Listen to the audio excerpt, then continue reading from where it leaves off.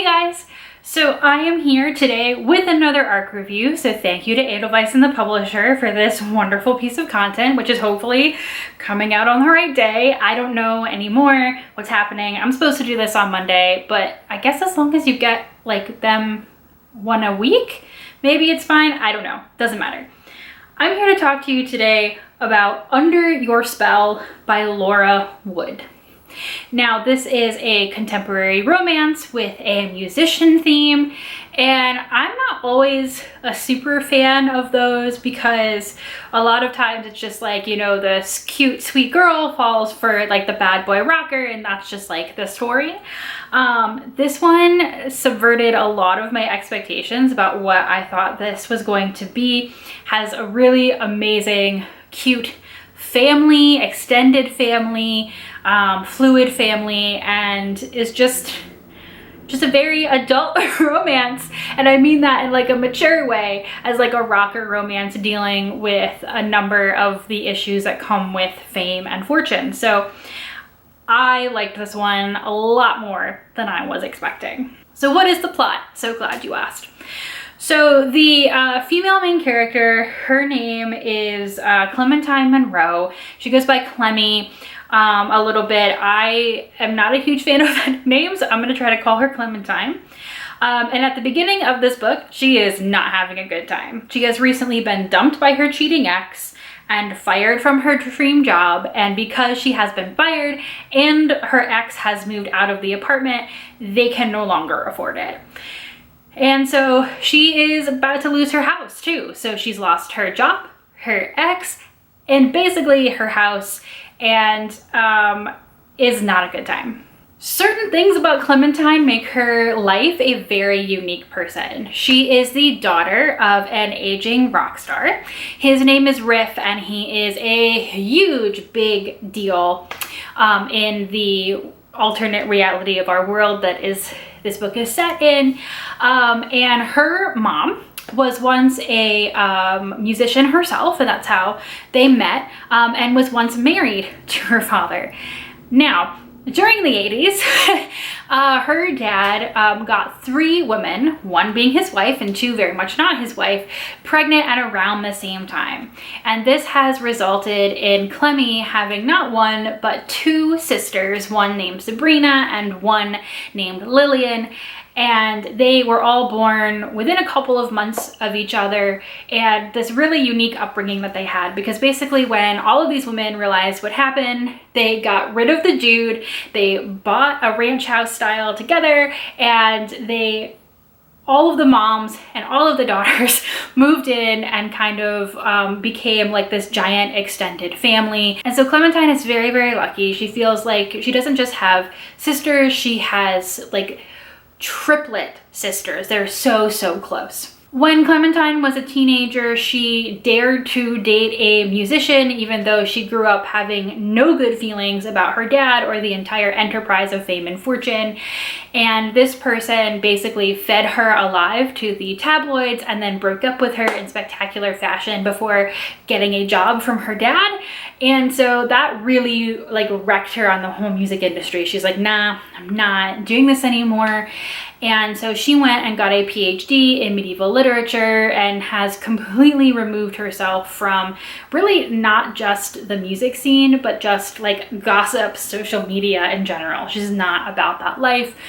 Both of her sisters have gone into the industry. Her sister Sabrina works with a record label, and her sister Lil is a musician herself, a more folk style musician with not as big of a fan base. So after Clementine had this disastrous breakup as a teenager, she and her sisters came up with this breakup spell, which they cast to kind of make themselves feel better about things that were going on in their lives. And so fast forward to the beginning of this novel, where basically with Clementine at the lowest of the low points, her sisters come over to be her moral support, and they say, oh, well, we should cast this spell again.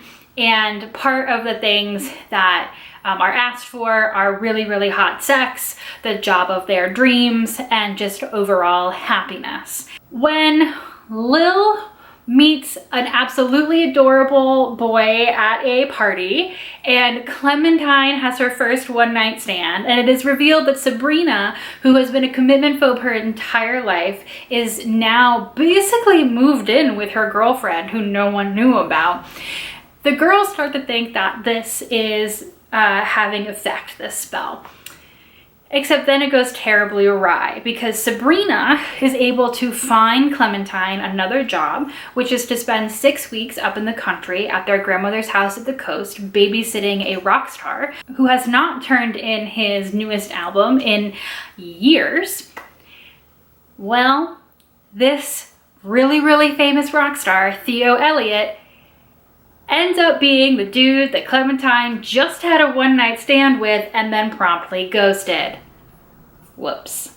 Clementine, if she does believe in the spell, now believes that it is a curse on her, as now she is being asked to go up to this like very remote house with this guy that she had an incredible night with, and now they have a working relationship and it's all very awkward and weird. But of course, there are feelings, and those feelings really start to form not necessarily a relationship while they're in the house, but a friendship, which then like re-blossoms into love. And then, like I said, it goes on to say some really important things about communication, the price of fame, like, you know, judging people or prejudging people, and then like learning to work together through your fears and insecurities. I don't want to spoil it, but I just really, it started somewhere quite funny, and then it got very, very sweet. And like I said, it's just not your typical rocker romance, and I just really, really appreciated that. In particular, I appreciated 3 major things. And like I said, the first one is that even though it starts off with Clementine and Theo having this one-night stand, and, you know, the night is amazing and it's like, you know, the best she's ever had, when they go and they're living at the house for 6 weeks, they really do just kind of like start very awkward and blossom into friendship, because Clementine is obviously at a really low point in her life, and you learn through context, because it is a single POV from Clementine's point of view, that Theo is also really, really struggling with fame and the price of it, and having been famous from a very young age and trying to like be an adult on his own and stand on his own 2 feet, while also like, you know, dealing with the press and all of the pressures that are on him. And so it starts out like they fall into bed, and then it does take a while for them to get back there, and it's in a really wonderful and sweet way. Secondly, and potentially most importantly, the relationship that Clementine and her sisters have, and then that their moms have as well, is like the beautiful core and center of this book, because the sisters are always there for each other and the moms are super supportive, and it's a really, really weird situation that they're all in, and it's one of those things where no one really gets it but them, and they just have such a strong relationship, and they're so present throughout the book. I did think that this was going to be like the start of maybe like different romance books for the sisters, but the sisters do kind of have their own thing going on in like the background of the book. And on the one hand, it was really sweet to have like all of this kind of happening at the same time, so that the sisters could all talk about it at the same time, because they're each having very different experiences. But at the same time, I was like, oh no, if they all are like coupled off in this book, I don't get to spend more time with them, which would be something that I would really want to do, just because, again, their relationships and their love and their family is so cute and funny and lovely. But this really does seem to be just a standalone book. Finally, I have got to mention the humor. The book, one of the opening scenes is actually a funeral, and you might be like, what are you talking about? And there is this hysterical scene where Clementine gets to the funeral late, and she didn't really know where the church was, so she had to use her GPS to get there. And so she sits down in the pew, and the pallbearers are bringing the coffin up the aisle and everything, and her GPS just starts shouting, "You have reached your destination! You have reached your destination!" and one of her sisters just looks up and goes, "God?" And I started laughing so hard. I was on a plane while I was reading this, and I started laughing so hard I had to like put it down and cover my mouth because it was a very, very early flight and I was not trying to bother other people, but it was hilarious. And that is just one example of some really genuine, like, out loud laughter that I don't always get from books because I'm not usually very emotive, that this one just had in the right amount, I think.